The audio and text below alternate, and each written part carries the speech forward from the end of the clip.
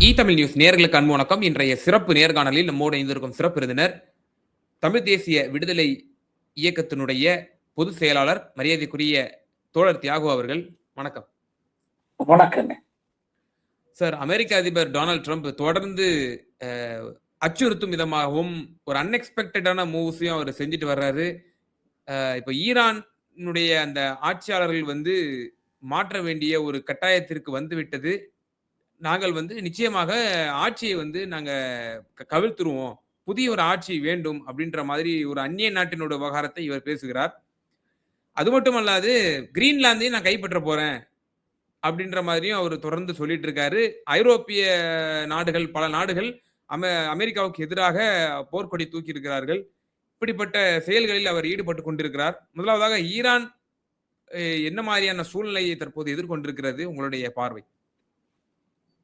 ஈரான்ல டிசம்பர் 28 ஒரு போராட்டம் தொடங்கியது.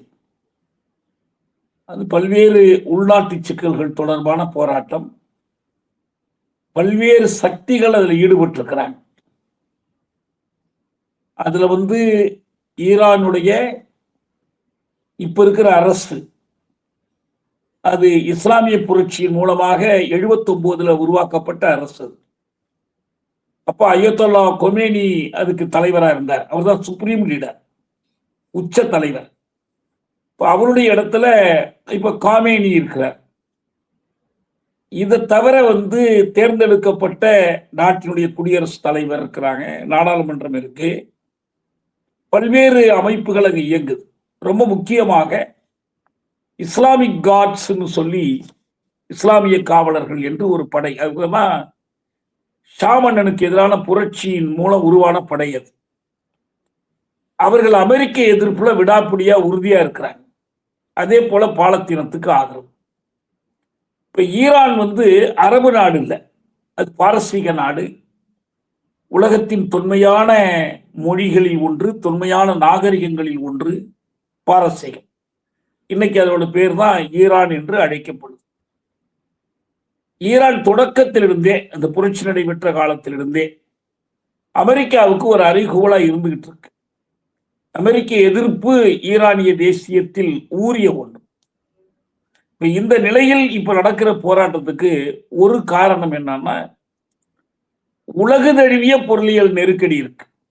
இப்ப அமெரிக்காவிலேயே கடுமையான பொருளாதார நெருக்கடி இருக்கு. ஸ்ரீலங்காவில் நடந்த அறகலையா போராட்டம், பாகிஸ்தான்ல நடந்த போராட்டம், வங்கதேசத்தில் நடந்த போராட்டம், இந்தியாவிலும் நடக்க வேண்டிய போராட்டம், இது எல்லாவற்றுக்கும் காரணமாயிருப்பது இந்த உலக தழுவிய பொருளியல் நெருக்கடி. இப்ப ஈரானிய செலாவணியினுடைய மதிப்பு டாலரோடு ஒப்பிடும் போது டாலரே மதிப்பு குறைஞ்சிடுச்சு. தங்கத்தோட ஒப்பிட்டீங்கன்னா டாலருக்கே இன்னைக்கு மதிப்பு குறையும். அதை விட மோசமா குறைஞ்சிருக்குது ஈரானிய நாணயம். ஒரு காரணம் இந்த பொருளியல் நெருக்கடி, இன்னொரு காரணம் தொடர்ச்சியான போர்கள். இப்ப இஸ்ரேல் ஈரான் மீது தொடர்ந்து போர் நடத்துகிறது. அமெரிக்காவே நீங்க அணுகுண்டுகள் வச்சிருக்கிறீங்கன்னு சொல்லி ஒரு குற்றச்சாட்டை சொல்லி அங்க மீது விமான தாக்குதல் நடத்தினுச்சு. இப்ப காமேனி என்ன சொல்லியிருக்கிறாருன்னா, எங்க இஸ்லாமிய கொள்கைகளின்படி நாங்கள் பேரழிவு ஆயுதங்களை தயாரிக்க மாட்டோம். நீ சொன்னாலும் சொல்லலனாலும் நாங்கள் அணுகுண்டு தயாரிக்க போறதில்ல. ஆனால் ஈரான் என்ற ஒரு நாடு இருப்பதற்கே ஒரு ஆபத்து வருமானால் நாங்கள் எங்களை பாதுகாத்துக் கொள்வதற்கு அணு ஆயுதங்களையும் தயாரிக்கவும் பயன்படுத்தவும் தயங்க மாட்டோம் என்று அவர் எச்சரிச்சிருக்கார். இதான் நமக்கு இருக்கிற மிகப்பெரிய அச்சம். ஒரு பக்கம் கிரீன்லாந்தை பிடிக்கிறதுக்கு எதிராக ஐரோப்பிய நாடுகள் எதிர்த்து இருக்கிறார். ஏற்கனவே வெனிசுலாவுக்குள்ள புகுந்து அந்த நாட்டோட அதிபர் மதுரோவையும் அவருடைய மனைவியையும் பிடித்து கொண்டு அமெரிக்க சிறையில வைத்துக் கொண்டிருக்குது அமெரிக்கா. அந்த வெனிசுலா பக்கத்தில் என்ற எண்ணெய் கப்பல்களை எல்லாம் அமெரிக்கா களவாடி சென்றிருக்கு. இன்னைக்கு ஒரு இதை கண்டுபிடிச்சிருக்கிறாங்க. அவங்க களவாடி போன கப்பல் ஸ்காட்லாந்து பக்கம் நிக்குதுன்னு கண்டுபிடிச்சிருக்கிறாங்க. சீனாவினுடைய எச்சரிக்கை அதை கூடுதலா எடுத்துக்கணும். சீனாவில் அவங்க என்ன சொல்லியிருக்கிறாங்கன்னா, நீ எங்களுக்கு சொந்தமான ஒரு எண்ணெய் கப்பலை கைப்பற்றி கொண்டு போயிருக்கிற, உடனடியா விடுவிக்கணும், உடனடியா இதற்காக நீ மன்னிப்பு கேட்கணும். இல்லைன்னா இனி ஏன் இந்த நாட்டுக்கு அதிபரானோன்னு வருந்தக்கூடிய அளவுக்கு எங்களுடைய எதிர் நடவடிக்கை இருக்கும். அதுக்கு அடுத்த அறிவிப்புல சொல்றாங்க, ஏன் அமெரிக்காவுக்கு அதிபரானோங்கிறது இல்ல, ஏன் இந்த உலகத்துல பிறந்தோன்னே நீ கவலைப்பட வேண்டி வரும் அப்படின்னு சொல்லி சீனா வந்து மிக கடுமையான சொற்களில் எச்சரிக்கை விடுத்திருக்கிறாங்க. இன்னொரு பக்கம் தைவான் தைவான் வழியாக சீனாவுக்கு ஒரு அச்சுறுத்தலை ஏற்படுத்த அமெரிக்கா முயற்சி பண்ணது. அவங்க தைவான் எப்பயுமே வந்து எங்களுடைய நிலப்பகுதி, எங்களுடைய ஆள்புலத்திற்கு உட்பட்டது என்று அவங்க சீனா எப்பயும் உரிமை கொண்டாடுறாங்க. இப்ப தைவானை சேர்ந்த வீரர்கள் இப்ப அண்மையில கூட வங்கதேசத்துல வந்த கபடி போட்டியில தைவானை சேர்ந்த பெண்கள் வந்து கலந்துக்கிட்டாங்க. ஆனா தைவான்கிற பேர்ல அவங்க கலந்துக்க முடியாது.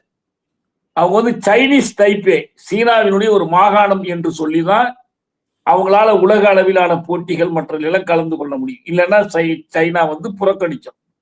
இந்த அளவுக்கு உலகில் எல்லா பக்கமும் நெருக்கடிகள். காசாவில் இன்னமும் நெருக்கடி ஓயல. இன்னமும் அவங்க அந்த மக்களை வெளியேற்றுகிற முயற்சியில இஸ்ரேல் தொடர்ந்து ஈடுபட்டிருக்கு. அவர்களுக்கான மறுவாழ்வு பணிகளை நடத்த விடாமல் தடுத்து கொண்டிருக்கிறாங்க.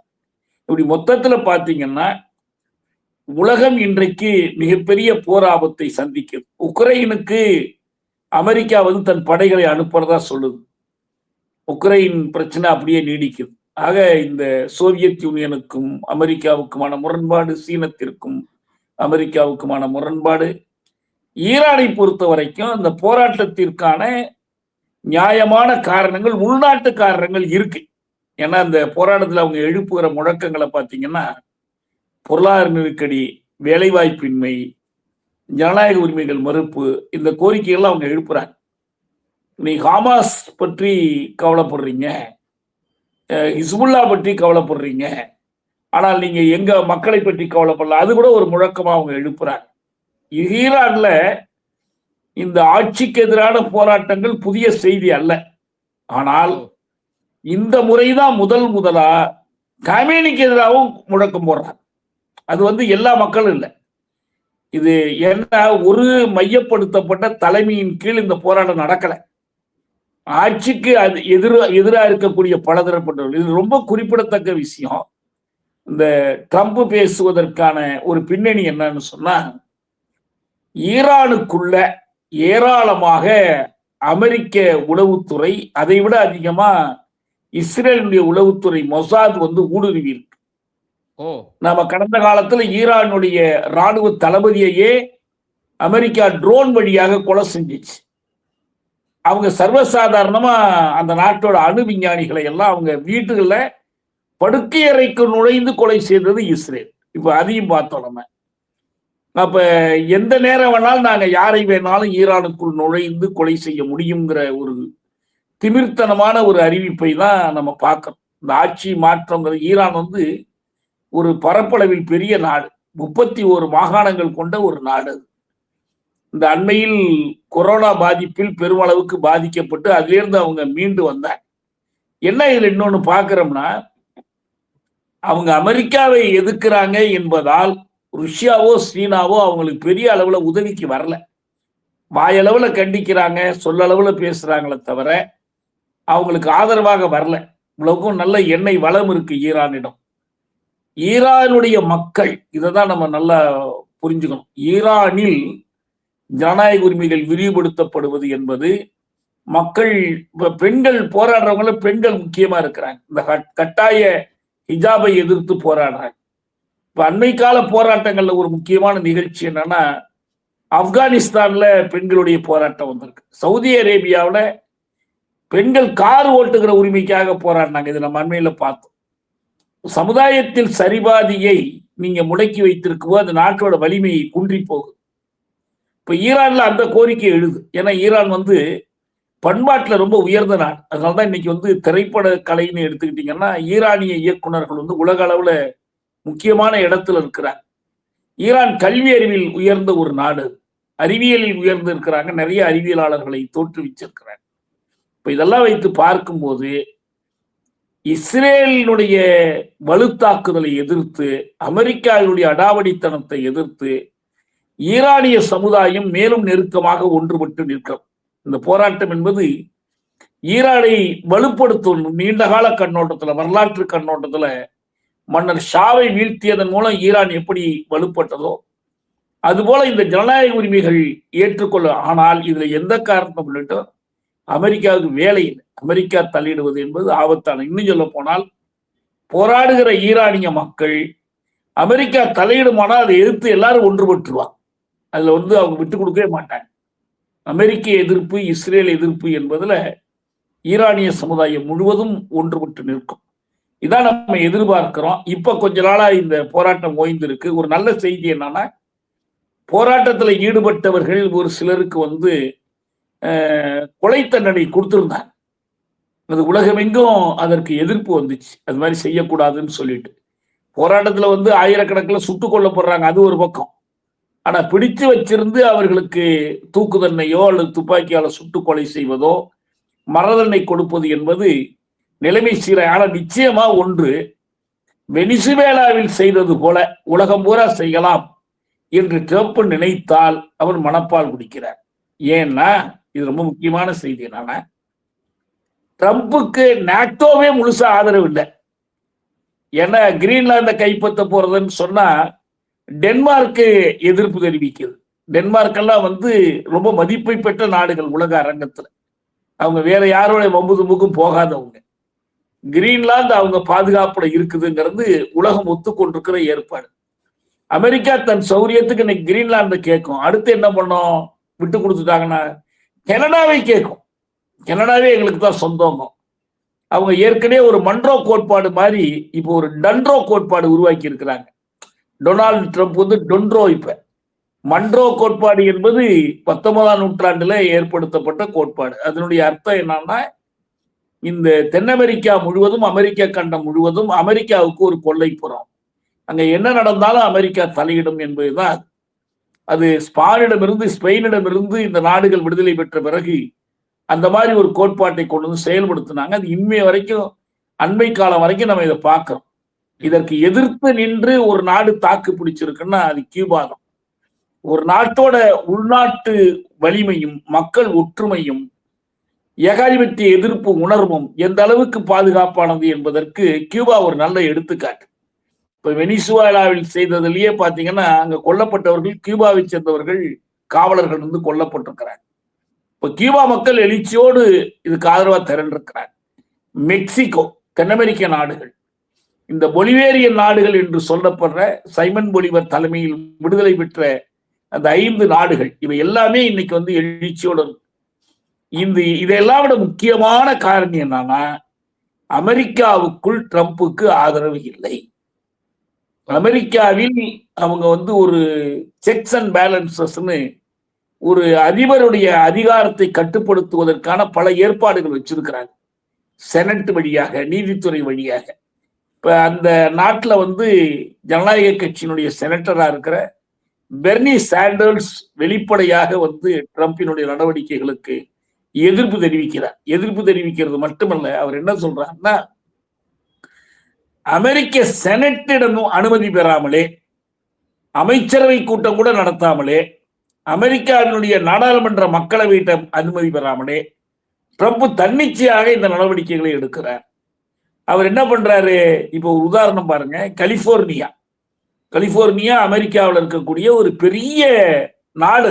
நம்ம மாநிலம் நம்ம இங்க சொல்றோம், அவங்க நாடுன்னே சொல்றாங்க. கலிபோர்னியா வெவ்வேறு டைம் ஜோன்ஸ் இருக்கு கலிபோர்னியாவுக்குள்ளேயே. அவ்வளவு பெரிய நாடு.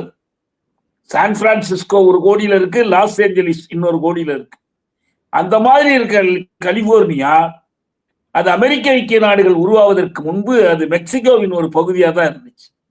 இப்ப கலிபோர்னியா நீங்க அங்க போயிருந்தீங்கன்னா என்ன தெரியும்னா, நம்ம இந்தியா மாதிரி தான் இருக்கும். அதனுடைய தட்பவெட்ப நிலை அமைப்பெல்லாம் அப்படிதான் இருக்கும். அந்த வழக்கமான அமெரிக்காவினுடைய வெள்ளையர் பகுதி போல இருக்காது.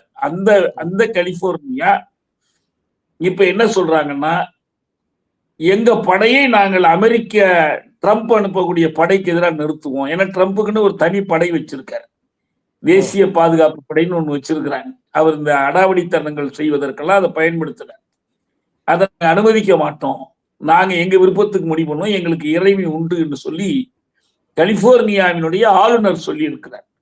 ஆகவே இதை நான் முக்கியமா என்ன சொல்ல வர்றேன்னா, ட்ரம்பை வீழ்த்துகிற முயற்சிகள் அமெரிக்காவுக்குள்ளேயே நடந்துகிட்டு இருக்கு. அமெரிக்க நீதித்துறை அவருக்கு எதிராக நிக்குது. எல்லா தரப்பட்டவர்களும் நிக்கிறாங்க. அதனால வேண்டி ட்ரம்பினுடைய இந்த முயற்சிகள் தோற்கடிக்கப்படும்.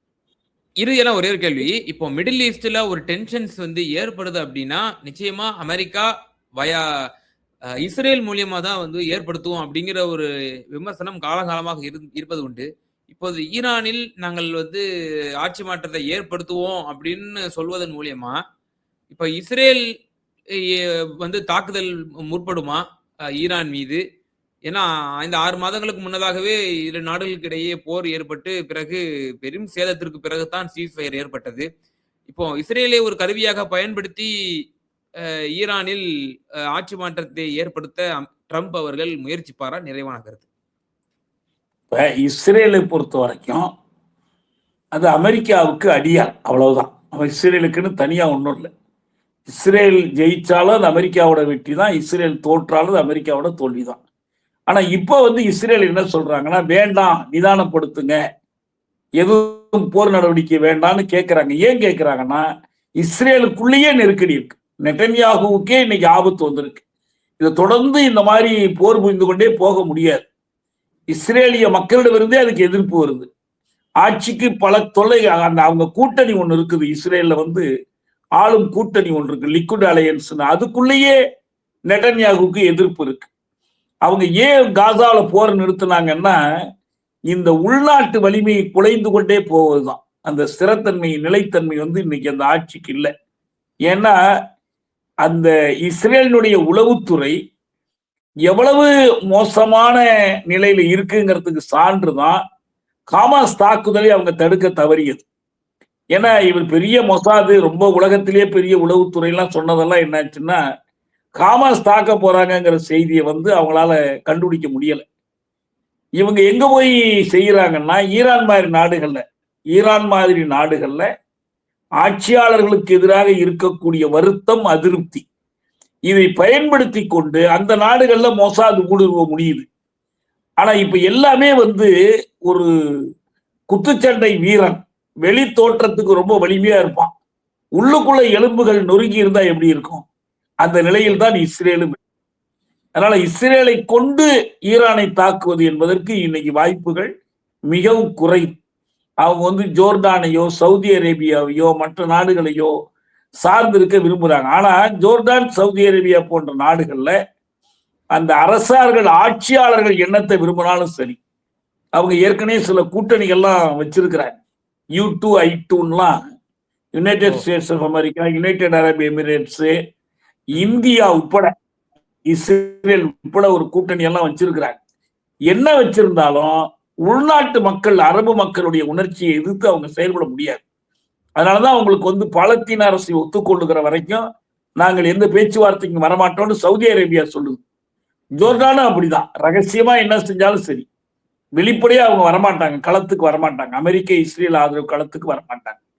அதனால வேண்டி ஒரு பக்கம் நமக்கு இருக்கிற பெரிய கவலை என்னன்னா, இந்த சிறு சிறு மோதல்கள் முற்றி ஒரு உலக தழுவிய போராக மாறுமோ என்பது மிகப்பெரிய அச்சம் நமக்கு இருக்கு. ஏன்னா எந்த இடத்துலையும் போர் தொடங்குறாங்க, போரை முடிக்க முடியல. உக்ரைன் ருஷ்ய போர் அது முடியவே இல்லை, தொடர்ந்துகிட்டே இருக்கு. ஏதோ ஒரு வடிவத்துல புதுசா நடக்குது. அமெரிக்கா ரெண்டு பக்கமும் தூண்டி விடுது, ரெண்டு பக்கமும் சண்டையை வளர்த்து விடுது. உங்களுக்கு அவங்களுடைய ஆயுத உற்பத்திக்கு அதெல்லாம் தேவைப்படுது. இப்படி எங்கு பார்த்தாலும் இந்த நெருக்கடிகள் முற்றி கொண்டே போவதை வைத்து பார்த்தால், ஏதாவது ஒரு கட்டத்தில் அணு ஆயுதங்களை பயன்படுத்துகிற நிலை வருமானால், இன்னைக்கு ஒரு செய்தி வந்திருக்கு, அமெரிக்க நிலப்பகுதி முழுவதும் அழிந்து விட்டாலும் அமெரிக்கா வைத்திருக்கக்கூடிய நீர்மூழ்கி கப்பல்கள் ஒன்றில் இருந்து ஒரே நேரத்தில் சீன நகரங்கள் அனைத்தையும் அழிப்பதற்கான அணுகுண்டுகளை ஏம முடியும். இப்ப அதுக்கு யார் உத்தரவு போறதுக்கு இருக்கிறாங்க? இந்த மாதிரி ஒரு பொத்தான அழுத்த போறது யாரு? இந்த கேள்வியெல்லாம் எழுது. இப்ப அவங்கள்ட்ட இருக்கு. சரி, அப்ப வடகொரியாட்ட இல்லையா, சீனா கிட்ட இல்லையா, புட்டின் கிட்ட இல்லையா? எது இருக்கோ இல்லையோ எல்லோரும் அணு ஆயுதங்களை குவித்து வச்சிருக்கிறாங்க. எனவே அப்படி ஒரு போர் மூலமானால் அது உலகத்தை அழிப்பதற்கு இட்டு செல்லும், மனித குலத்துக்கு மிகப்பெரிய அழிவாக மாறும். இப்ப இன்னொரு பக்கம் இதையெல்லாம் தடுத்து நிறுத்துவதற்காக அமைதியை நிறுவுவதற்காக ஏற்படுத்தப்பட்ட ஐக்கிய நாடுகள் அமைப்பு செயலற்று கிடக்குது. என்னுடைய தீர்மானங்களுக்கு எந்த மதிப்பும் மரியாதையும் இல்லை. அதனால இது ரொம்ப ஆபத்தான ஒரு நிலைமை. இந்த ஆபத்தை நீக்கிட்டு பார்த்தீங்கன்னா அமெரிக்காவுக்கு வெற்றி பெறுகிற வாய்ப்பு இல்லை. ட்ரம்ப் நினைத்ததை சாதிக்க முடியாது. உலகம் அதை அனுமதிக்காது. அதுதான் யதார்த்தம். நிச்சயமா சார். பல்வேறு விவகாரங்கள்ல எங்க நேயர்களுக்கு ரொம்ப தெளிவா உங்களோட கருத்துக்களை பகிர்ந்தீங்க. மிகுந்த நன்றி. மிக்க நன்றி.